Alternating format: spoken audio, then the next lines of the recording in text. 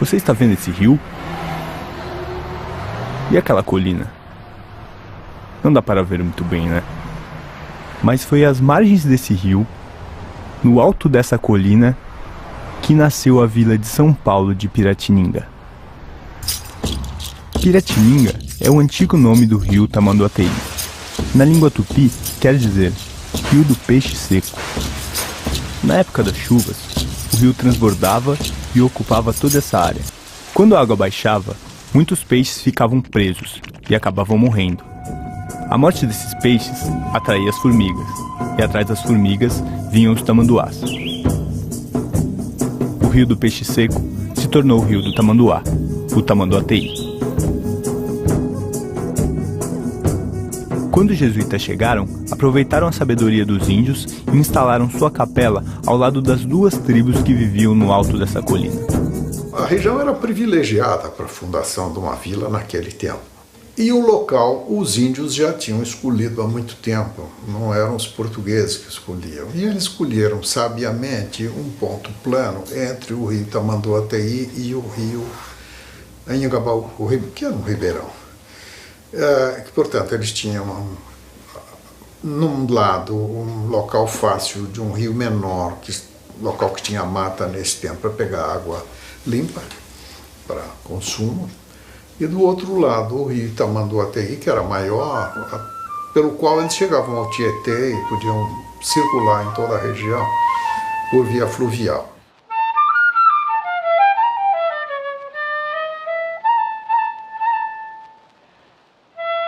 Durante aproximadamente 300 anos, a vila de São Paulo só existiu por causa desses dois rios. Hoje, a maioria nem nota sua existência. A máquina fotográfica chegou a tempo de registrar as mudanças que essa paisagem iria sofrer. Se você souber, só pra deixar ser ruim, eu vou fazer você chorar, se humilhar, ficar correndo atrás de mim. Sabe aquele canal que passa ao lado do mercado municipal? Esse aí é o rio Tamanduateí. Um dia, ele já beirou a rua 25 de março. E nas suas margens havia um porto. Naquele tempo, essa já era uma área de intenso comércio popular. Ali se encontrava o Mercado dos Caipiras, local onde pescadores e produtores rurais comercializavam seus produtos. A expansão do café pelo interior do estado atraiu investimentos para São Paulo. Em 1867 é inaugurada a ferrovia São Paulo Railway, a única ferrovia que fazia ligação com o mar. Ela utilizou o Vale do Tamanduateí como rota, reforçando a posição estratégica da cidade como ponto de encontro de várias ferrovias.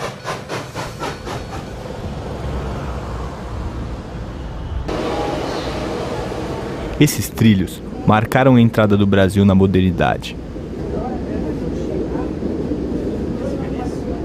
A velocidade da máquina transformou a vida na cidade e alterou de forma marcante sua relação com os rios. Os peixes, que antes eram tirados dos rios, agora vinham diretamente do mar, trazidos em vagões.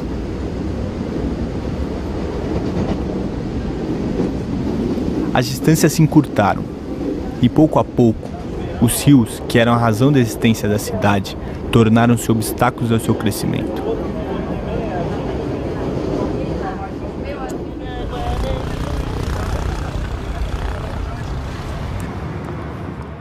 A construção do viaduto do Chá, sobre o Vale do Anhangabaú, foi o primeiro marco de superação às barreiras que os rios impunham à expansão da cidade. Todo feito em metal, importado da Alemanha, ele ligou o Centro Velho aos novos loteamentos que surgiam a oeste da cidade.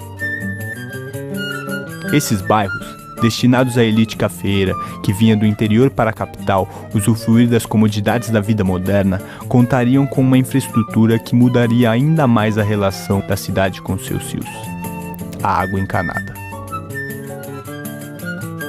Para garantir o sucesso de seus empreendimentos, os loteadores fundaram em 1878 o primeiro sistema de abastecimento de água de São Paulo, a Companhia de Águas e Esgotos Cantareira.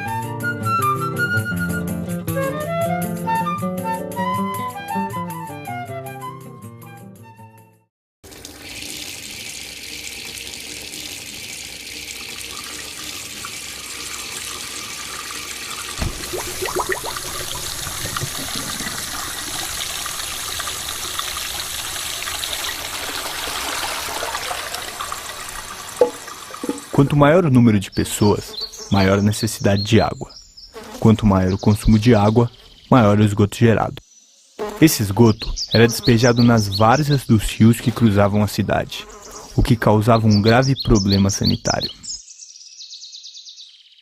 O presidente da província, que seria o prefeito de hoje, já estava endividado, que é uma questão crônica, né? Precisava fazer caixa.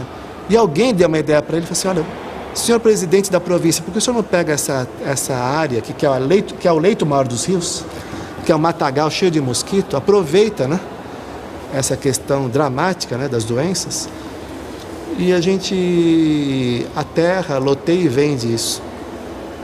Ou seja, os argumentos sanitaristas, né, e hidráulicos serviram para um verdadeiro objetivo mercantilista, né?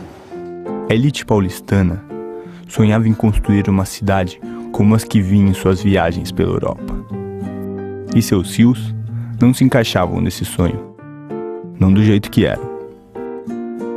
A solução escolhida foi transformar os rios, cortar suas curvas e afundar seu leito. Assim, eles levariam o esgoto mais rápido, para longe da nossa vista. O Tamanduateí se viu aleijado de suas antigas margens. O rio cedeu seu espaço e foi quem pagou a conta das reformas urbanas. Na década de 20, os dois rios que dividiam a cidade foram transformados em parques. O Parque do Anhangabaú, sobre o riacho com seu nome, já canalizado e enterrado, e o Parque Dom Pedro II, às margens do rio Tamanduateí.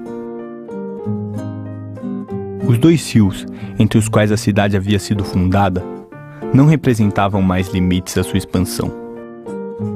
Mas a metrópole crescia em ritmo acelerado. Em pouco tempo, ela se encontraria na mesma condição, barrada entre rios.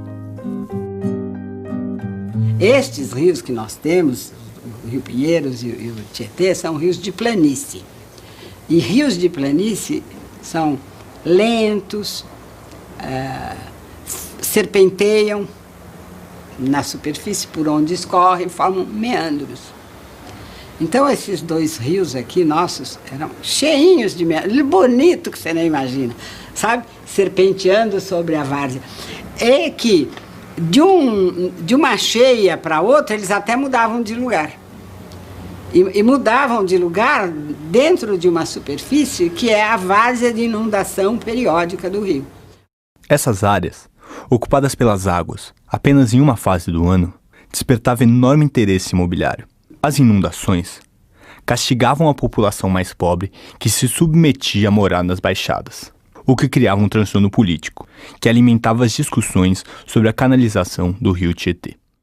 Nós tivemos aqui em São Paulo, na Escola Politécnica, dois embates ideológicos. Um do grande engenheiro sanitarista chamado Saturnino de Brito, Francisco Saturnino de Brito, que projetou, por exemplo, os canais de Santos. Ele era presidente da Comissão de Melhoramento do Rio Tietê em 1922, 1920.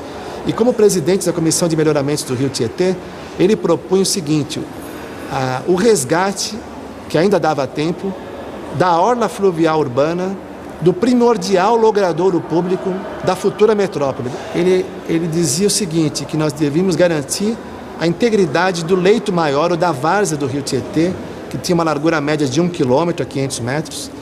E, na verdade, para o Saturnino de Brito, toda a confluência de rio, aqui na metrópole de São Paulo, teria que ser formado um lago, como o Lago de Ibirapuera.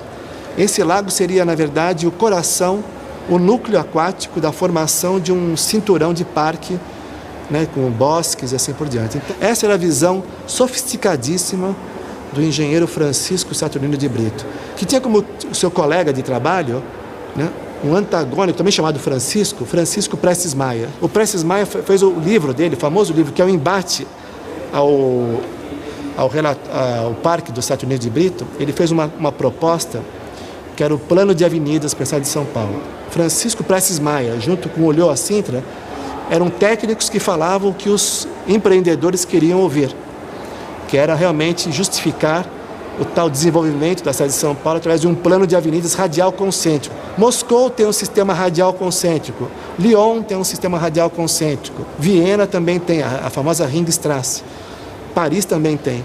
Só que o Prestes Maia, de modo maroto, sonegou a informação que antes de fazer o sistema radial concêntrico de avenidas, Viena já tinha o anel ferroviário. E antes do anel ferroviário, que é a mãe da ferrovia, a hidrovia, Viena já tinha o anel hidroviário do Novo Danúbio. Paris também tinha o anel hidroviário formado pelo Sena, Saint-Denis e Saint-Martin.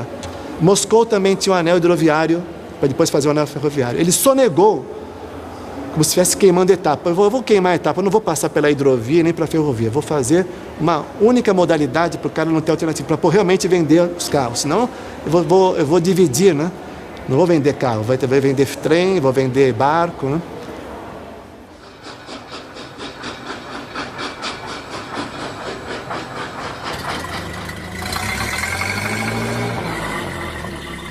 O carro em São Paulo, ele é carregado de uma carga simbólica que talvez não seja em outros lugares, porque houve, principalmente até os anos 20, até o fim da República Velha, uma confusão entre o automóvel e a identidade em São Paulo.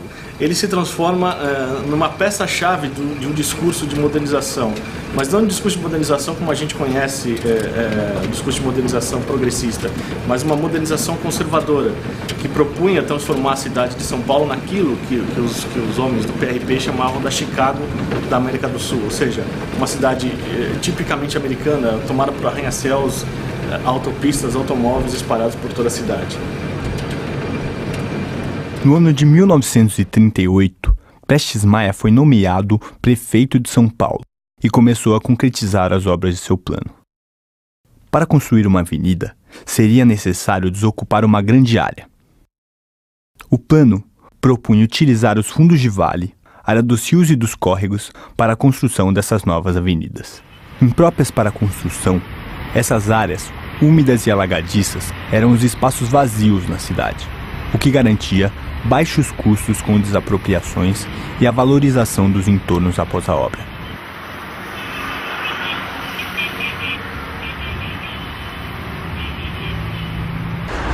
As principais avenidas de São Paulo, como as marginais Pinheiros e Tietê, a Avenida do Estado, a 9 de Julho e a 23 de Maio, estavam propostas no plano de avenidas, plano que estruturou o modo de expansão da cidade.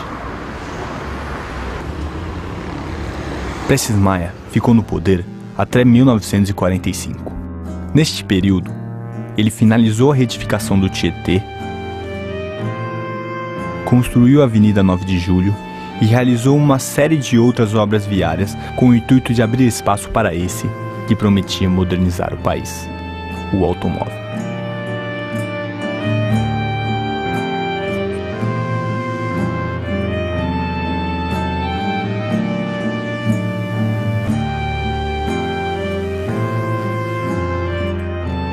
Nas décadas seguintes, várias outras avenidas fundo de vale foram construídas. A cidade crescia, e a cada nova baixada, seu córrego era canalizado e transformado em avenida. O plano de avenidas inaugurou uma prática que se estabeleceu como modelo na estruturação da cidade, onde o espaço das águas se transformou no espaço dos carros.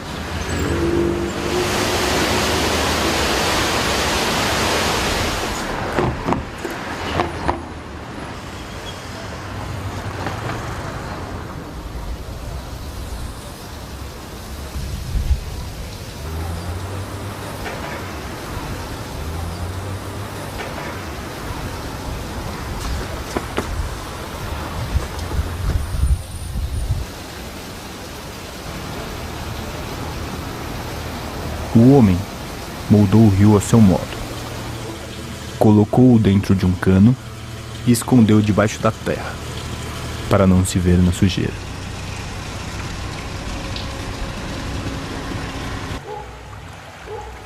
Mas isso não mudou a natureza do rio. Quando a chuva cai, é para lá que a água vai. E se não tiver espaço, ela toma o que for necessário.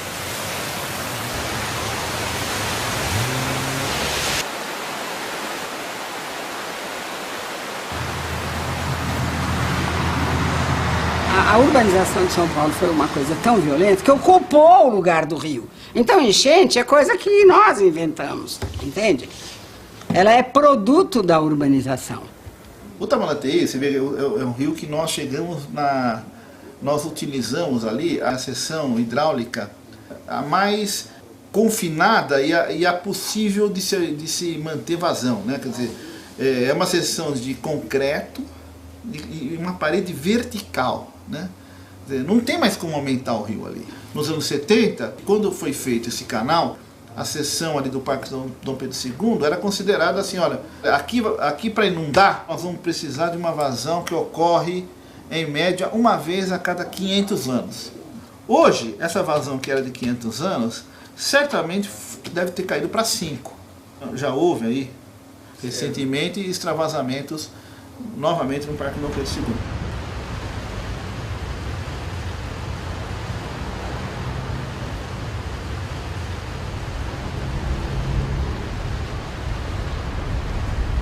A cidade deu as costas para os rios. O rio é sua base. Ninguém sabe. Ninguém percebe. Ninguém vê.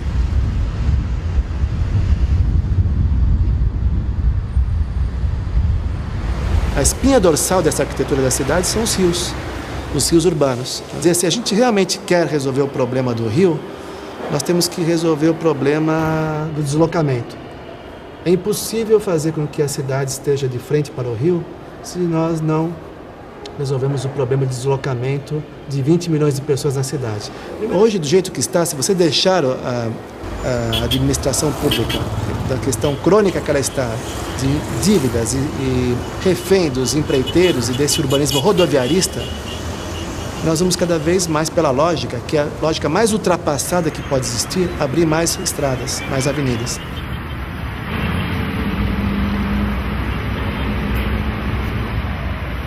Seu acesso é perigoso. Seu contato proibido.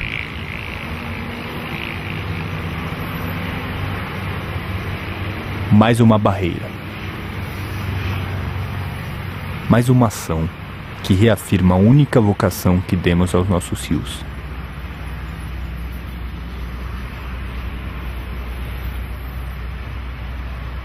Canal de escoamento de água e esgoto. Mas o carro pede espaço.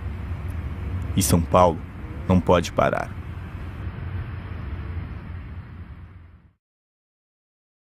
Você está vendo essas colinas? Essas ainda dão para ver, né? Mas provavelmente, em pouco tempo, essa paisagem será profundamente alterada. Aqui, no Parque Santa Luzia, em Mauá, nasce o rio Tamanduateí. Esse mesmo.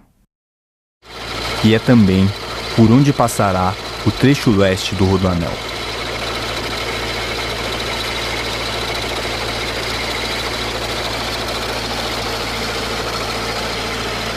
que está previsto o traçado do rodoanel. Segundo eles, não passa na nascente. A nascente está um pouquinho mais abaixo, né?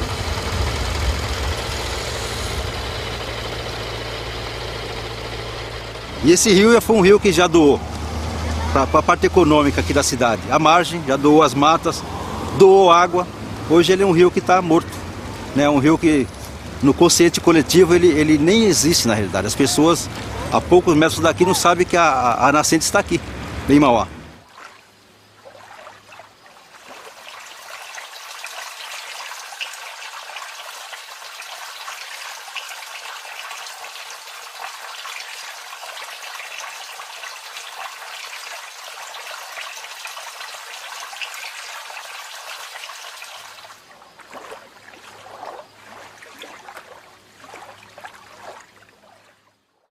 A fragilidade institucional do Brasil leva ao quê? A uma proeminência do privado sobre o público. Existe uma área pública, entrega-se a área pública para o privado, especulação imobiliária vence, ou então, olha, nós temos o dinheiro X para construir mais linhas de metrô. Não, vamos construir mais pistas na marginal, porque é bom para os automóveis. E você nota a grande tendência em se investir sempre, dar preferência sempre ao transporte individual. Nós estamos todos abduzidos por esse urbanismo rodoviarista. Todo mundo acha que precisa do automóvel, quando na verdade não precisamos.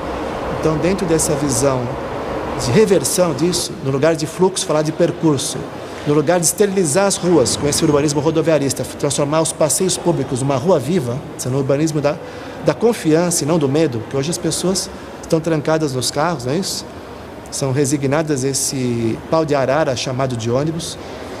Felizmente, de todas as obras de arte da humanidade, a cidade é a principal obra de arte. E, felizmente, é uma obra de arte aberta e inconclusa. Então, a difícil arte de construção do espaço público, que é coletivo, né, passa por esse reconhecimento, por essa crítica, e nós nos reinventarmos cotidianamente. Esse rio fomos nós que poluímos, abduzidos, resignados, submetidos a esse olhar do colonizador. Cabe a nós conceber o espaço em que queremos viver. O que vamos valorizar?